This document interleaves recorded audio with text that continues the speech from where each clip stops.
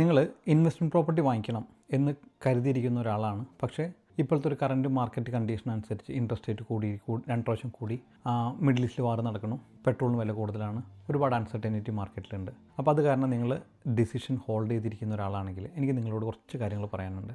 ഇപ്പോൾ ഓസ്ട്രേലിയയിൽ 100 ആൾക്കാർ പ്രോപ്പർട്ടി വാങ്ങിക്കാനുണ്ടെങ്കിൽ അതിനകത്തൊരു 60% ആളുകളും ഫസ്റ്റ് ഹോം ബയേഴ്സാണ്. ഫസ്റ്റ് ഹോം ബയേഴ്സിനെ സംബന്ധിച്ചിടത്തോളം അതൊരു ഇമോഷണൽ ബൈങ് ആണ്. അതൊരു പ്രൈമറി നീഡാണ് അവരുടെ പ്രൈമറി ഹോം എന്നുള്ളത്. അവരെ സംബന്ധിച്ചോളം ഇൻട്രസ്റ്റ് റേറ്റോ അല്ലെങ്കിൽ മിഡിൽ ഈസ്റ്റിലെ വാറോ അവരെ ഹോൾഡ് ചെയ്യില്ല, അവർ പ്രോപ്പർട്ടി വാങ്ങിക്കും. ബാക്കി 40% ആളുകളിൽ ഒരു 30% ആൾക്കാർ ആലോചിച്ചിരിക്കും, അവർ ഡിസിഷൻ എടുക്കില്ല. കാരണം അവർ വിചാരിക്കുന്നത് മാർക്കറ്റ് ഒന്ന് റെഡി ആവട്ടെ, എല്ലാം സ്റ്റേബിൾ ആയതിനു ശേഷം വാങ്ങിക്കാമെന്ന് വിചാരിക്കും. പക്ഷേ 10% ആൾക്കാർ അവർ മാർക്കറ്റിൽ ഇറങ്ങും, പ്രോപ്പർട്ടി വാങ്ങിക്കും. അപ്പോൾ നിങ്ങൾ ആ 30%-ത്തിലുള്ള ആളാണെങ്കിൽ ഞാൻ നിങ്ങൾ ജസ്റ്റ് കുറച്ചൊരു കാര്യങ്ങൾ പറയാം. അതായത് കോവിഡ് സമയം 2020-2021 സമയത്ത് നിങ്ങളൊന്ന് ഓർത്ത് നോക്കുക. അന്ന് ഏകദേശം നല്ല ശതമാനം ആളുകളുടെ ജോലി പോയിട്ടുണ്ടായിരുന്നു, ബോർഡർ ക്ലോസ് ചെയ്തിട്ടുണ്ടായിരുന്നു, എത്രയോ ആളുകൾ അവരുടെ ലൈഫ് നഷ്ടപ്പെട്ടു.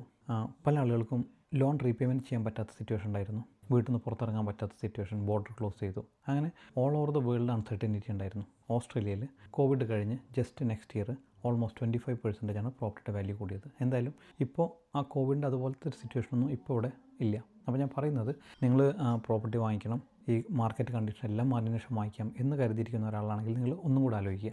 ഈ സമയത്ത് സ്മാർട്ടായിട്ടുള്ള ആൾക്കാർ പ്രോപ്പർട്ടി വാങ്ങിക്കും. ഈ പേടിച്ച് നിൽക്കുന്ന ആളുകൾ മാർക്കറ്റ് എല്ലാം റെഡി ആകുമ്പോഴേക്കും അഗെയിൻ പ്രോപ്പർട്ടിയുടെ പ്രൈസ് മേലേക്ക് പോകും. അപ്പോൾ അതിനകത്ത് സംശയമില്ല. അപ്പോൾ നിങ്ങൾ ഒന്നുകൂടെ ആലോചിച്ചിട്ടൊരു തീരുമാനം എടുക്കുക. ഓക്കെ,